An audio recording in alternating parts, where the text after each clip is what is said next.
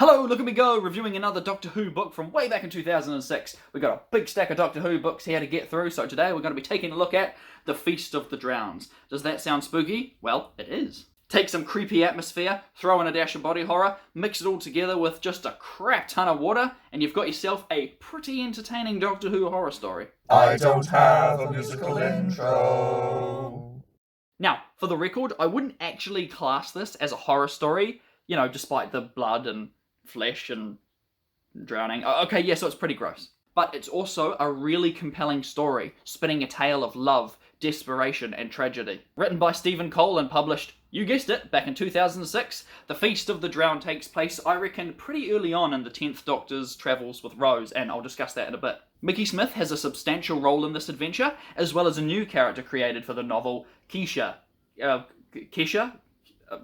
A lifelong friend of Rose. Jackie Tyler's in it for a little bit too, but the bulk of the story is split between three narratives. This is used to excellent effect, much like the climax to Return of the Jedi, where each time it changes character perspectives. There's always like a small cliffhanger, or like, at the very least, something exciting to make you want to keep reading more to catch up to where you left off. I'm serious too. Remember at the end of Star Wars Episode 6 where the action keeps cutting between three different perspectives? You've got the Forest Moon of Endor battle on the ground, you've got the space conflict overhead, and then the lightsaber duel happening in the Death Star throne room? Well, the author absolutely nails a similar vibe here. It felt like every time we bounced between the Doctor, Rose, and Mickey's viewpoints, something would happen right before the switch that would make me hurriedly keep reading to see what happens next. That carried on through most of the novel, and it made for exceptional pacing.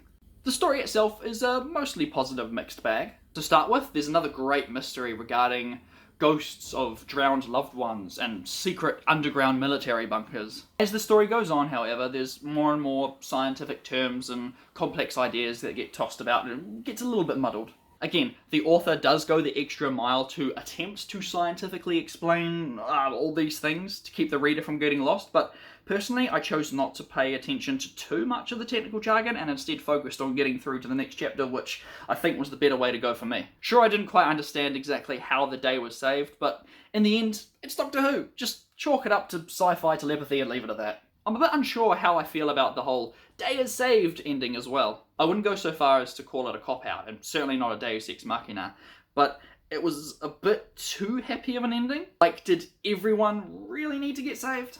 Felt like it kinda undermined a lot of the emotional weight and sacrifices throughout the story. Just a thought. Right, now, back to what I was saying earlier about when this story takes place. I had just come out of reading The Stone Rose, where the Doctor and Rose were in a really good place in their friendship. I called it mutual platonic love for one another. There were a lot of smiles and playful banter, but it was all friendly enough. Whereas in here, there's a lot of miscommunication and hints of conflict in their back and forths. There's a fair bit more arguing and the Doctor doing his best Sherlock impression by being the pompous know-it-all and not sharing his information with others.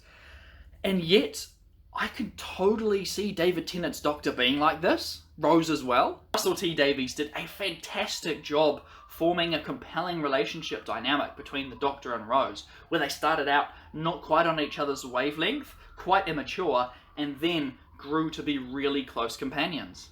And to be fair, there were times in the TV show where, yeah, I could easily see Rose viewing the Doctor as an insufferable prick. It was a helpful reminder that different authors, of course, are going to have very different ways of interpreting certain characters.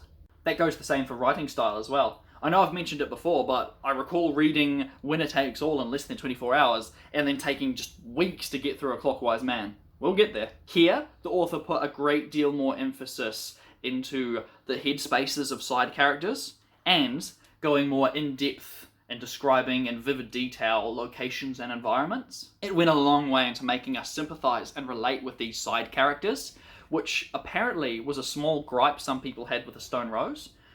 Don't quite agree with that one, because I thought the Stone Rose was fine, but it was also a great way of adding to the tension and the more darker horror-themed moments. Dark, enclosed spaces. Red emergency lights flickering over shadows. Creatures hiding, lurking in the murky waters. Pretty terrifying stuff. Also, just to quickly add before I forget, another glaringly obvious sign that this is set quite early on in the show's revival is due to the ridiculous use of, you guessed it, the sonic screwdriver. No setup here, the Doctor uses the screwdriver to blow up a concrete wall.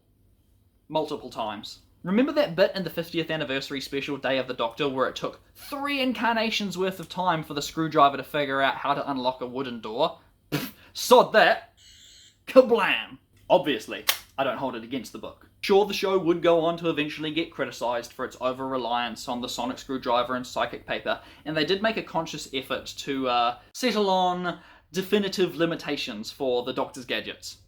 But still, the Doctor blows up a freaking wall just by buzzing his little screwdriver at it. Now for the biggest nitpick I had while reading, and I must stress that this is a subjective nitpick and not a complaint. The author has this particular little writing quirk that I kept noticing because, to me, it felt like broken English. I'm sure it wasn't, but we'll get to that.